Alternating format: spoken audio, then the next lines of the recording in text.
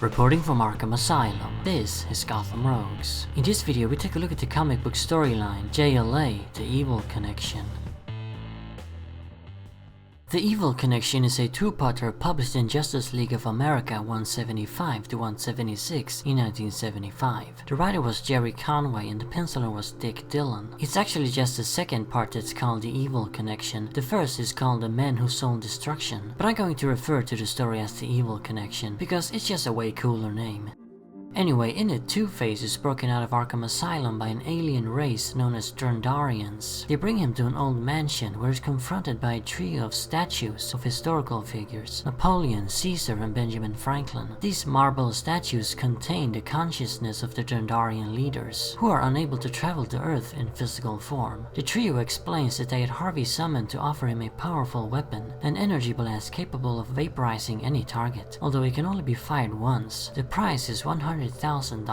Two-Face says he'll think about it and sticks around, later eavesdropping on a conversation held between the mysterious statues. He learns that the Dundarians' offer is all a scheme to save their own homeworld by destroying ours. Their dimension is filling up with excess energy, which they want to transfer to Earth instead, and they're going to do so through Earth's criminals. They've been selling their power blasts to numerous other crooks, and the Hoods are too stupid to realize that when they fire it, they're actually releasing the destructive energy from Drondar into our dimension, or something. It's really weird and convoluted. Anyway, hearing this, Two-Face is outraged and flips his coin. It comes up good side, so he decides to contact the Justice League for help in stopping these nefarious aliens. With Harvey's aid, they're able to do so and avert the destruction of Earth. Despite his heroic actions, the Leaguers decide to send Dent back to Arkham, without even giving him as much as a thanks. Later, while Green Lantern is transporting Harvey, he's freed yet again by the aliens. After their defeat, they contacted the weaponers of Cord for assistance, and the Cordian commander now wants to use Two-Face as a spy within the ranks of the JLA. After a coin flip resulting in an evil side up, he agrees. Yeah, the plot is pretty damn convoluted. To think that they could fit all that into just 2 issues. If it had been made today, it probably would have been a 12-parter. So with Two-Face celebrating his 75th anniversary and the Justice League movie coming out, I figured it would be a prime occasion to review this old comic, as if I really needed an excuse to make a Two-Face video. I bet most of you have never heard of this story, and that's certainly understandable, as it's fallen into complete obscurity, never seeing a reprint once. I guess that's the case for a lot of Bronze Age JLA comics. I actually had this in a Swedish version back in the day, and as such I hold it very dear. Now, the title of my video and the words on the covers themselves are a bit misleading. Harvey never actually joins the JLA, at least not properly. They do team up though and fight alongside each other, which is a pretty novel idea. Just think how far Two-Face had suddenly gotten. He remained a pretty obscure villain until Dennis O'Neil and Neil Adams did their Half an Evil story in 1971, and after that the character just exploded. He was everywhere, and now even teaming up with the freaking Justice League, just 4 years after his comeback. This is really the time when Two-Face became a major player and one of Batman's arch foes.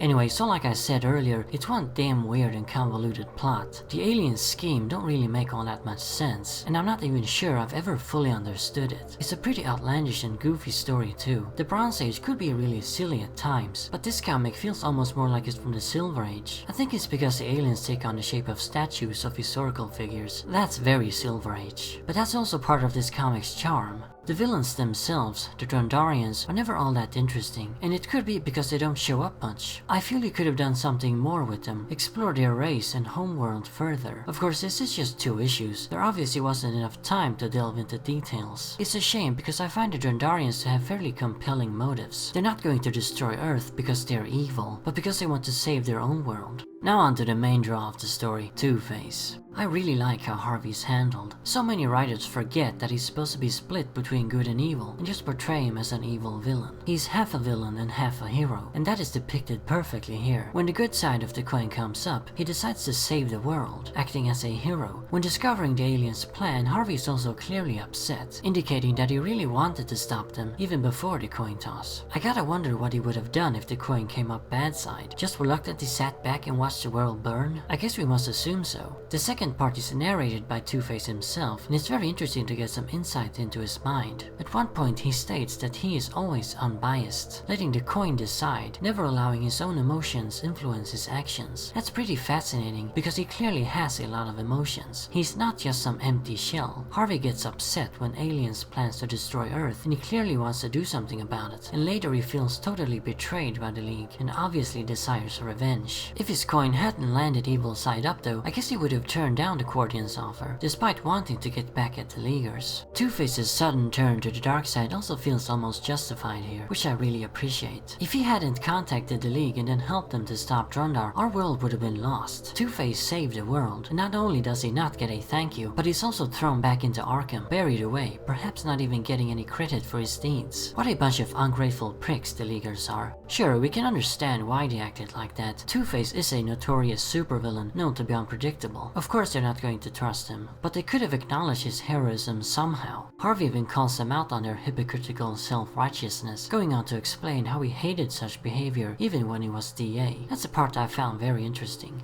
As for the heroes themselves, I don't have all that much to say. It's a nice classic lineup of League members. We've got Superman, the Flash, Green Lantern, Aquaman, Hawkman, and then the Atom also show up in the second part. The two big omissions are obviously Wonder Woman and the Bat himself. Why Diana didn't appear I don't know. Maybe it would have felt too crowded, but it was obvious and necessary to exclude Batman. His absence is also explained. He's out of the country on a case, which makes sense. Batman is always on some case. He also had to be absent, otherwise he would have had the old familiarity of Two-Face and Batman. The whole point is to take these characters out of their elements. The Leaguers are handling a villain they don't know, and Harvey is dealing with a group of powerful heroes he's got zero experience with. It almost feels like separate worlds meeting, and that's the main merit of the story.